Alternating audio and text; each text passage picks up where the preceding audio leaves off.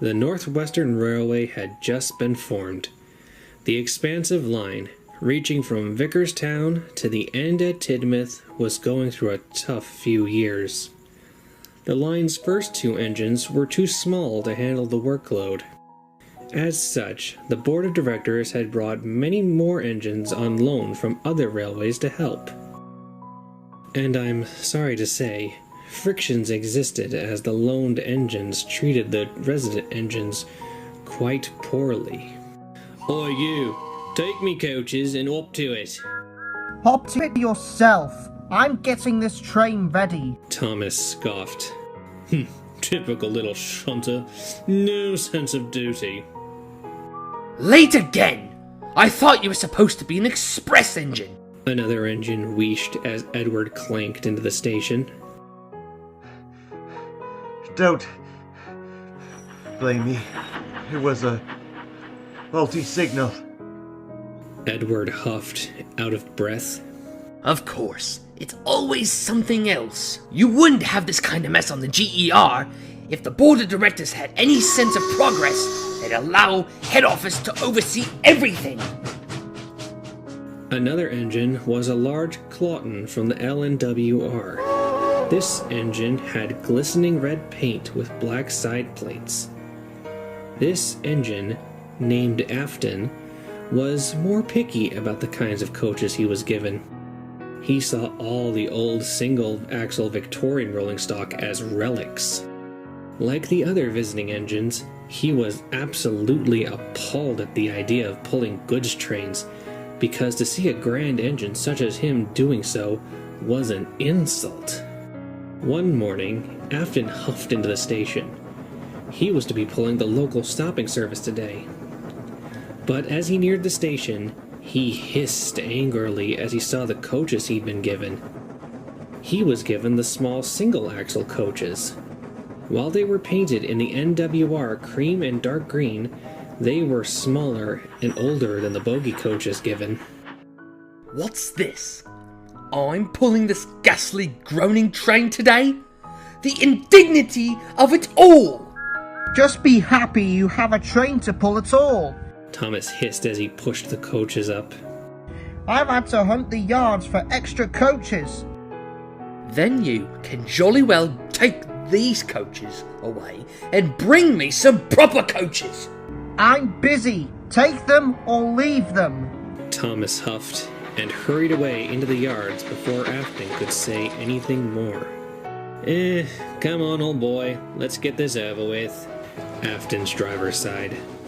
The coaches groaned as Afton backed up to them. They had heard what Afton had called them and were not happy. "Who is this rude engine?" asked the lead coach. "An improper engine if he's pulling us," said another. "I'd rather be pulled by Edward or even Thomas. At least they are proper engines who know how to treat coaches right," the brake coach added. Shut up! I am a proper engine. Better than Tiny Thomas or Old Iron Edward. Now come along! The guard's whistle blew and Afton huffed out of the station in a rage. His face was almost as red as his paint.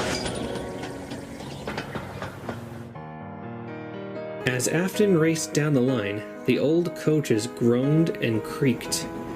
They were older and were not used to running at express train speeds. They tittered nervously as they rolled along. "Slow down! Slow down!" they wailed. Shut up! Shut up! Afton barked back. Just then, the brakes on the train came on.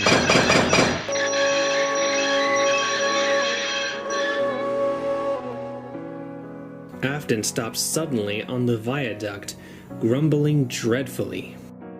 An investigation of the coaches showed that the coach just behind the engine had a loose vacuum hose. While the crew set about fixing the problem, Afton fumed angrily. He thought the coaches were doing that on purpose, making him late.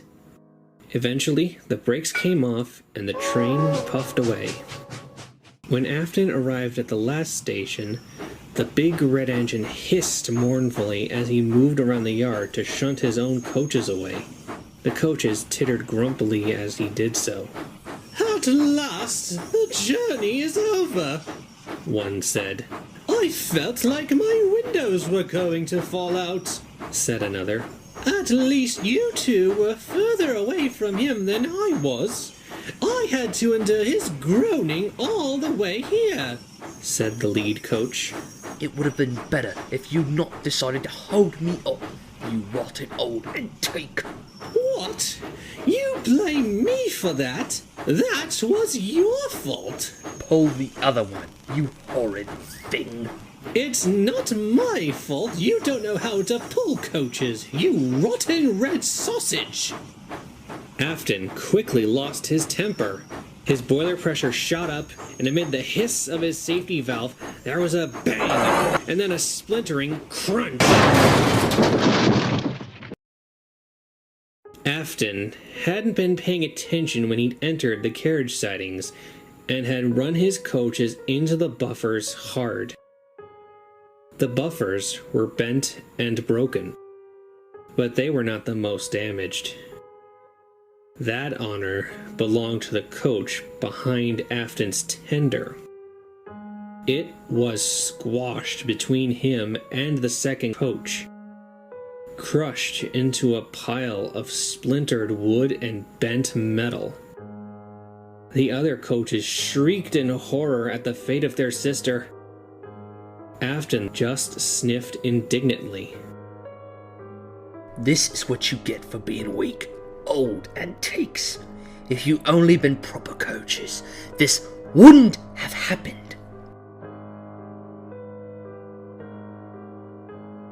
The directors were not happy with Afton's carelessness. One of them, a man named Topham Hatt, spoke the most severely. "If you were our engine, I'd send you away."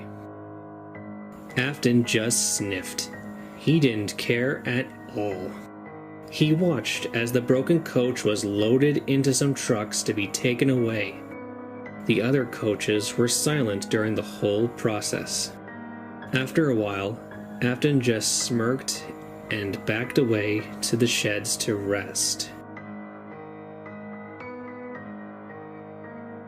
Afton's driver was assigned to another engine to learn how to properly handle coaches, and Afton himself was shut up in the shed for a few weeks before the directors allowed him to pull trains again.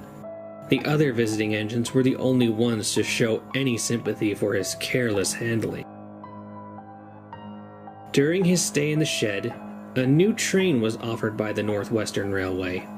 It was a late-night train that offered an express run to Tidmouth, called the Midnight Special. The bigger tender engines enjoyed the job immensely. The idea of a non-stop run from one end of the island to the other under the stars made them feel very important. Soon it was Afton's turn to pull the Midnight Special. About time I had a named train of my own to pull, and with proper coaches, and no less. The only thing better would be the express, he said loudly. The other engines just groaned. They ignored the big red engine's boasting until he left the shed. Afton puffed into the station, bubbling with excitement as he coupled up to the lead coach. He was so excited that he never looked back once at the rank of coaches he was pulling. No one noticed the coach closest to the engine didn't belong in the consist. It was painted cream and green, just like the Express. But it was smaller and had no bogies, just 2 axles. It was filthier and didn't look like a coach belonging on a prestigious train such as the Midnight Special. The guard blew his whistle and the train set off. Over the sound of the engine puffing, there was a loud groaning noise that came from the lead coach. It sounded like it hadn't been oiled in a long time. Soon, the express passed under the signals and was gone in a cloud of steam.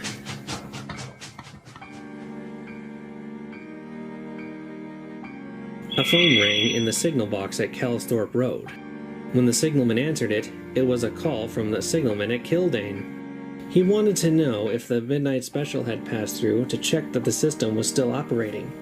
The Kelsthorpe signalman said he'd received a bell from the Crovansgate signal box a long time ago, but the express hadn't come yet.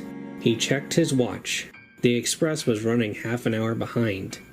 Just before the signalman could hang up the phone to call Crovansgate to send a work train to check the line, there was a knock at his door. He opened it to see the midnight special's guard standing there, panting heavily. "Have you seen our engine?" he asked. "What engine? No engine has passed by my box for over an hour." The guard then went pale. That's not possible. You must be mistaken. I've just come from the midnight special, and I've not seen our engine anywhere.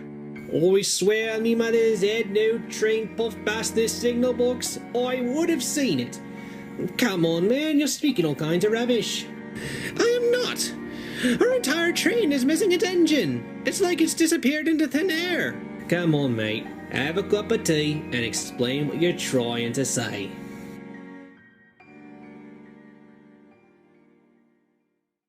A works train was soon dispatched from Crovansgate. They found all 6 express coaches sitting on the main line neatly, and the irate passengers. From passenger testimony, they said one moment the train was rolling along smoothly, then, after the tunnel, the train went slower and slower until the coaches ground to a halt. When they looked out the window to see what the problem was, they saw there was no engine at the front of their train.